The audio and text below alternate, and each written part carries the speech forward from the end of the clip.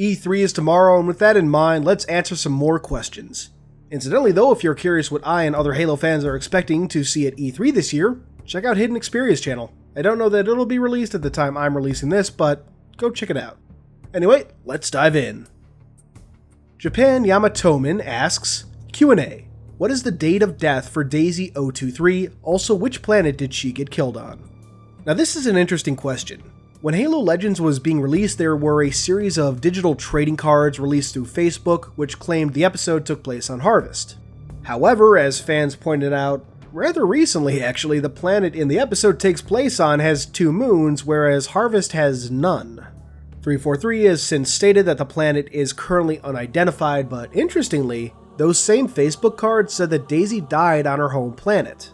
Combined with certain visual elements that mirror young Daisy running home, it's been theorized that the planet was Daisy's homeworld of Sargasso. This kind of fits in with the episode's claim that the majority of outer colonies were gone at the time of the episode. Within a decade, the outer colonies are almost completely annihilated by the power of the Covenant.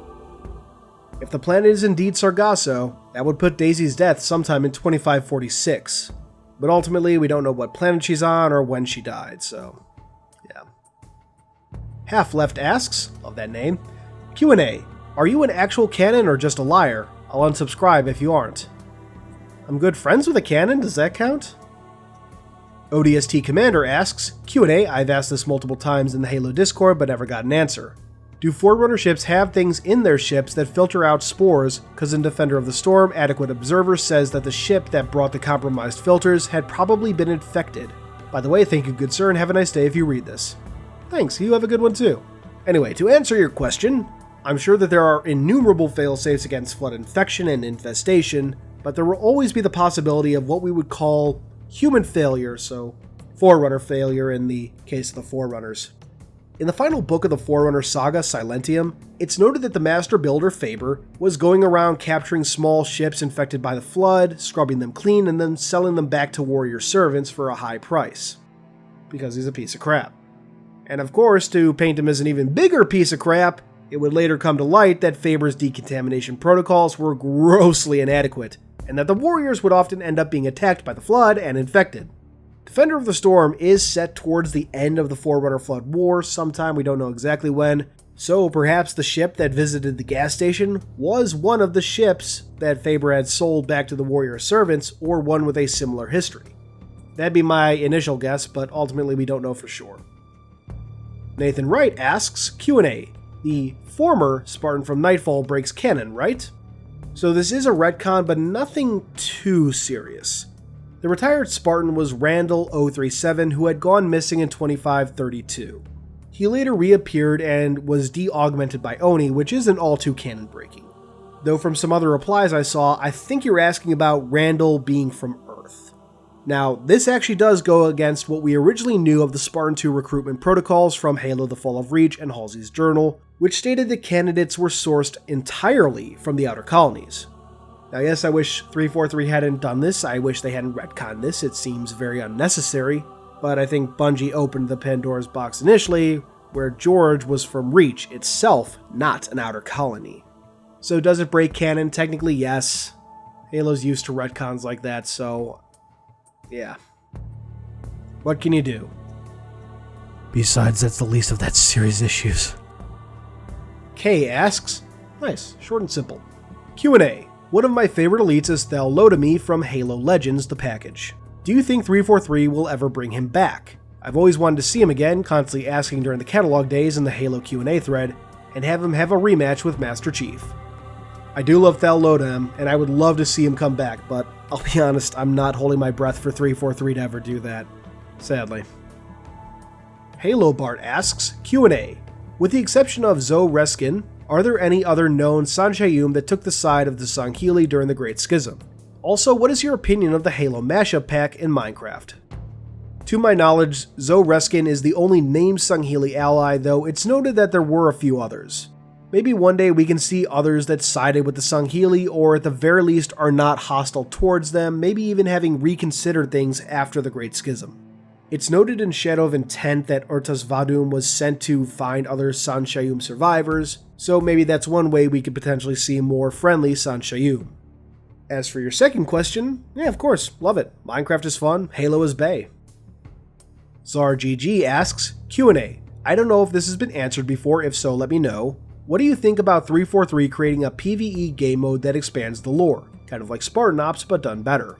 I ask especially with the rumors about RPG elements in Infinite. Also, I saw a job position at 343 where they wanted someone with experience in MMO games, and since you're a fan that's so passionate about the lore. P.S. Sorry if I didn't structure correctly my question, English is not my native language. Question came through loud and clear, no worries. To answer, I'd love any sort of game or mode that expands the story and lore. Be it a Halo RPG of some kind, or maybe a game that lets multiple players team up for a story in the Halo universe, or anything else. Sadly, I'm not sure how likely that sort of experimentation is, which I can't necessarily blame 343 for, as I can't say how well stuff like that would sell on its own. And I mean, Spartan Ops, it wasn't a failure, but it wasn't all that successful either, so yeah. Blaring Cashew 80 asks, Q&A, do you think the insurrectionists could or would join the Banished? I think some might, depending on the specific ideology. It may get lost sometimes, but the insurrection isn't a giant, cohesive group, but a bunch of smaller groups, so some might buy in and like what the Banished are selling.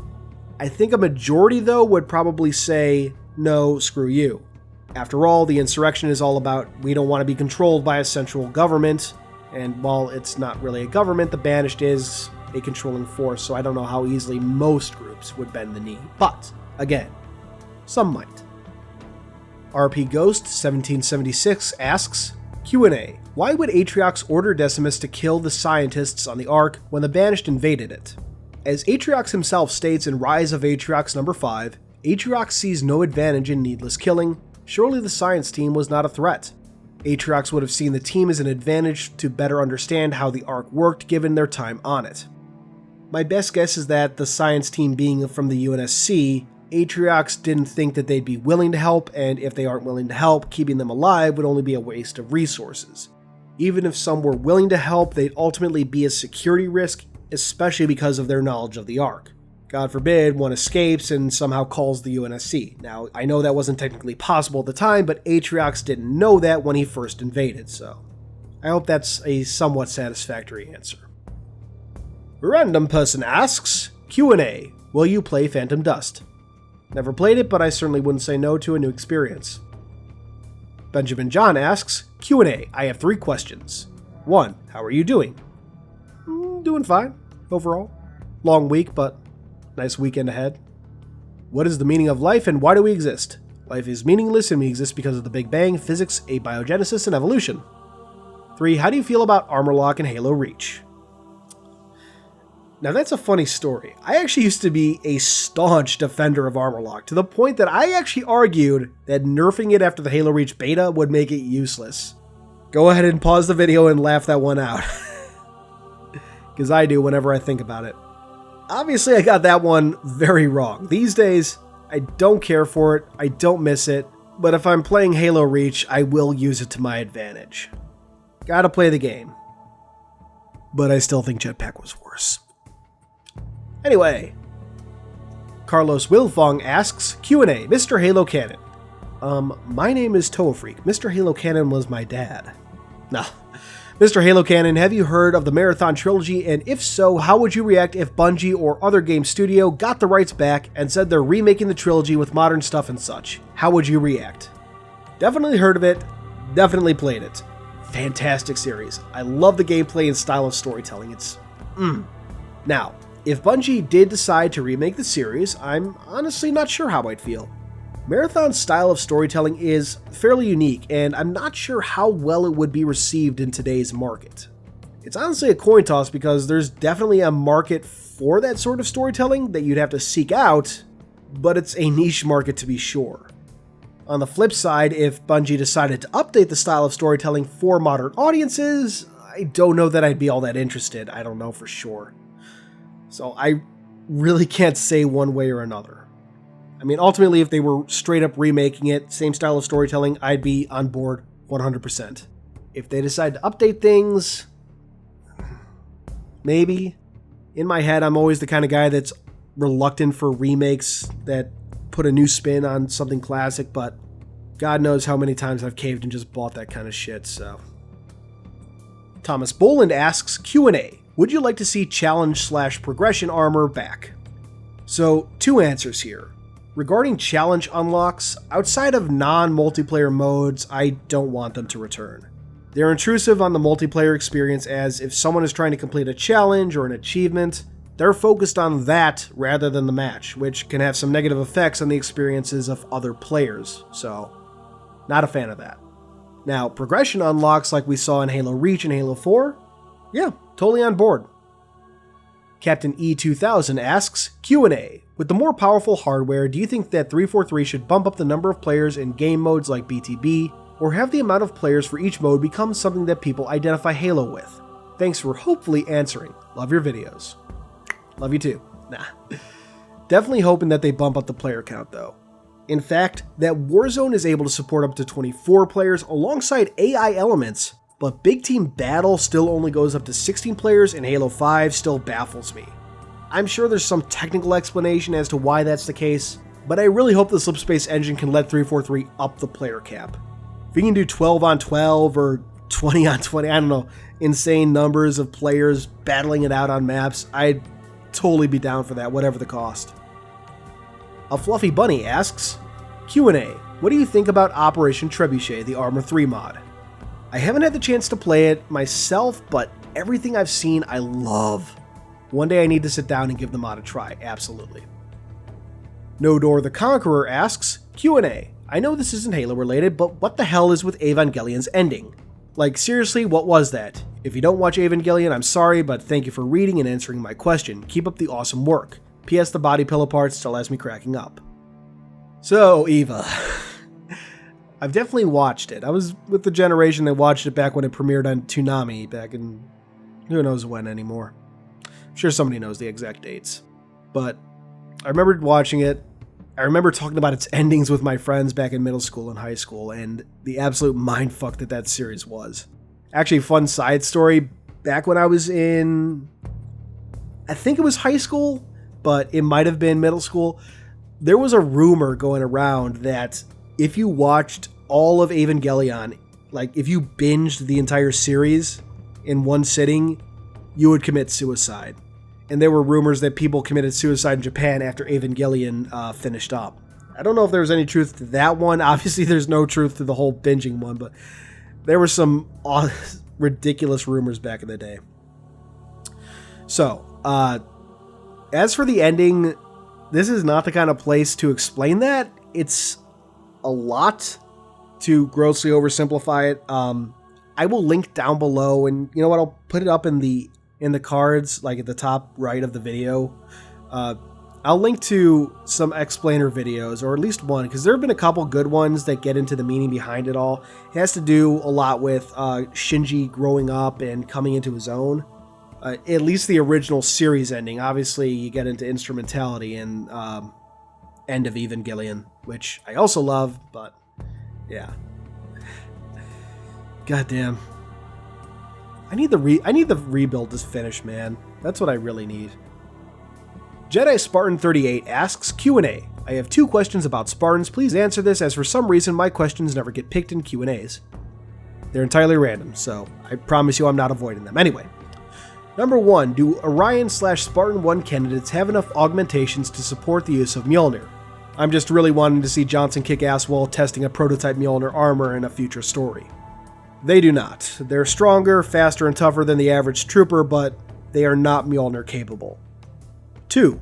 Do you think the Spartan 4 program would have given the option for joining to people that Halsey planned to conscript as part of the original 150 candidate-sized version of the Spartan 2 program, provided that any of the 75 joined the human military forces and survived the Human Covenant War? Yes, I'm aware the only named character that was considered for but not chosen for was Caleb Agard, which would have been Caleb 095 from Halsey's journal. It's always possible, but it would require, as you note, that they joined the UNSC, survived the war, and in addition, they would have had to show great ability and be of sound mind and judgment. While I think that former Spartan 2 candidates definitely would fit those last 3 criteria, their more standard upbringing might change things in ways that could disqualify them, potentially, but still, it's always possible. Belfast asks, Q&A, I know I asked a question about Grey Team and Majestic Team, but I have a better one. I have heard of a portal to the Ark on Mars. Is this canon? If so, where does this come from? So, there is no portal on Mars. But where that notion came from, it comes from a misunderstanding of a post from Catalog back in 2014. Some quick background, Catalog was a 343 account on Halo Waypoint that would answer lore questions back in 2014 and 2015. It was named for the Forerunner catalogs, Forerunners who would gather testimony for the juridical rate. Anyway, when it was asked how High Charity had gotten to the Ark in Halo 3, Catalog's initial answer mentioned a slipspace portal over Mars, leading some to believe that there was a portal on Mars like there was on Earth. However, as we learned later on, the portal was simply one created by the Gravemind using heavily modified slipspace drives on board High Charity. Using its precursor know-how, it reworked the station's drives to make the jump to the Ark, and that jump was what was detected by probes near Mars. So, that's where that came from, and I hope that explains it. Gordon Lai asks, Q&A, I have 2 questions. 1. What comes to mind when you hear the late animator's name, Monty Oum? Rest in peace. Rest in peace indeed. Good memories come to mind. Loved his animations, loved his later work with Rooster Teeth. Man was an absolute legend. 2. Have you watched RWBY? Yes, since it started, fantastic show overall. Kinda got rocky in a few places, but still, overall, great show. Great show. Zevi asks, Q&A. How do you think June reacted to finding out about Cortana's takeover, particularly how half his team died getting a fragment of her off reach? That's honestly something I hadn't considered before. I can only imagine the shock he would go through when he realized that he helped get the AI that's now conquering the galaxy off reach. Of course, that assumes that he knew that the AI Noble 6 escorted was Cortana. At least in cutscenes, Halsey never actually shared Cortana's name with Noble Team, and if I recall, the other members just referred to Cortana as that AI during the Pillar of Autumn level, so I don't think she ever actually told them the name of the AI, which means June wouldn't know. At least not initially, someone could tell him later on.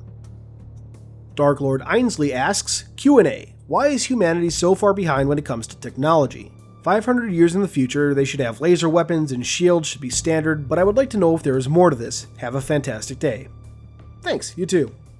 Real world explanation is that Bungie wanted a strong contrast between human and Covenant weaponry. Humans fire bullets, Covenant have plasma. In universe, I would chalk this up to long periods of relative peace for humanity, by which I mean technological development was focused more on non-military endeavors as there wasn't much pressure to advance military technology. The big focus from the mid-22nd century up to the 25th century was largely on expansion and colonization, and any technologies directly related to supporting those efforts. While our modern military is in the process of researching laser and plasma weaponry, everything I've seen at least looks like it's pretty far from realistic implementation. At least in my very layman opinion.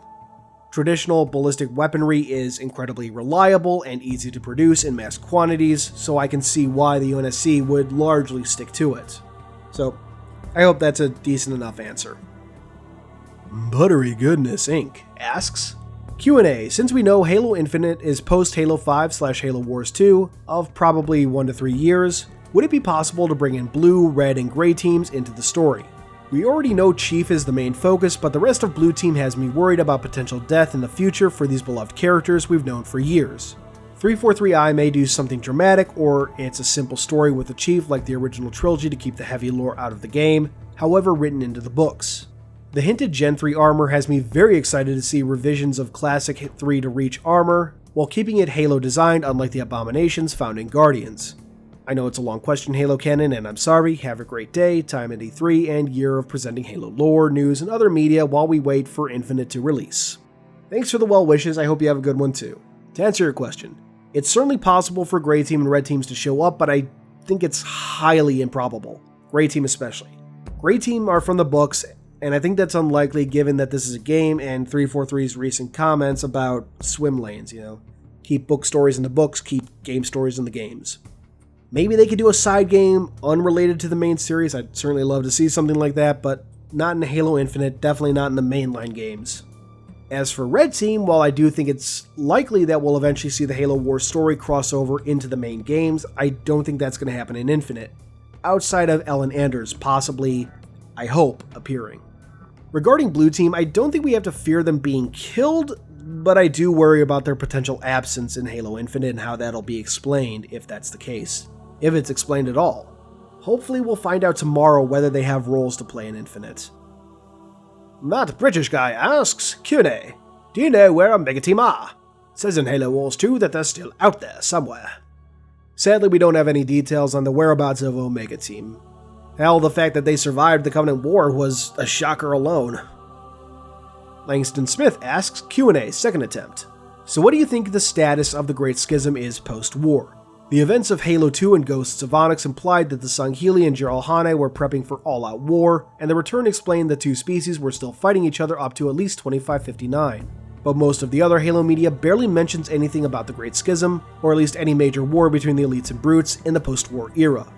With the exception of the events of Halo Shadow of Intent and Halo Escalation, brutes raiding elite colonies for food, most of the Covenant lore in the post-war usually just mentions the infighting between different Covenant factions and the Sangheili Civil War.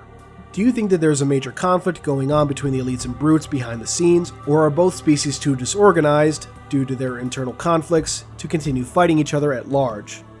So I think the whole brutes versus elites thing is true in a broad sense. As you note, even newer materials, some of it at least, still mentions the hostilities between the two species, but the conflict as depicted in The Return focuses, I think, on a specific group of brutes that are still working with surviving prophets. Generally, both brutes and elites deal with a lot of infighting and fighting with various other groups, be they pure Sangheili or Jiralhanae or mixes of both species. Basically, it's very nuanced and not something you can nail down with a simple answer.